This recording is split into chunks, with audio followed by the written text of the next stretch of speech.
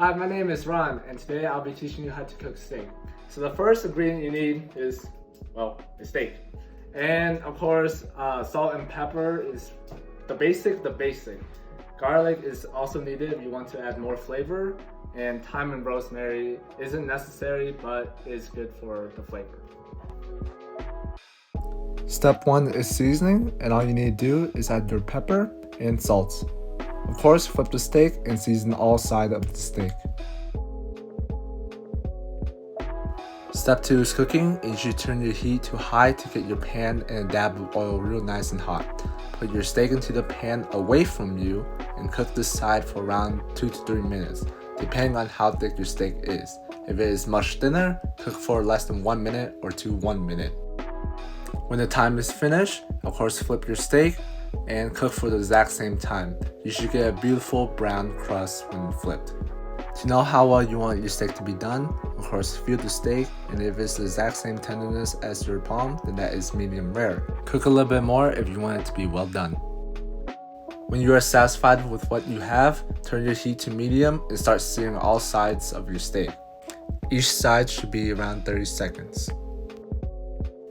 When that is done, put in your garlic, your rosemary and thyme, and of course butter. Let the butter slowly melt in low to medium heat. Now this is the most important part of step 2, and it is basting. Put your steak on one side and put your rosemary and thyme along with your garlic on top of the steak. Tilt the pan and start basting. What this does is actually make your steak a little bit more juicier, along with cooking the steak evenly on each side. Continue to baste for around 1 to 2 minutes. When that side is done, of course flip the steak and repeat the last step for another minute until finished.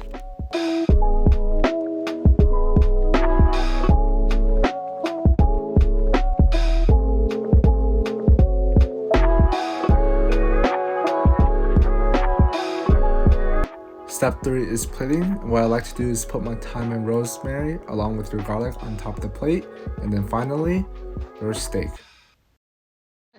So the most important part after you finish cooking your steak is actually letting it rest for 8 minutes. Has it been 8 minutes yet? No. So I think it's 8 minutes, maybe less, hopefully more. What I'm going to do is actually transfer the steak over to here.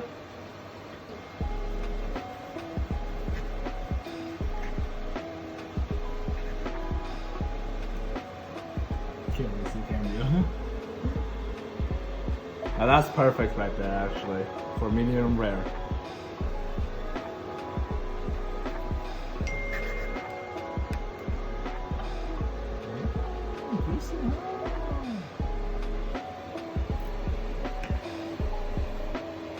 Now that's a perfect steak.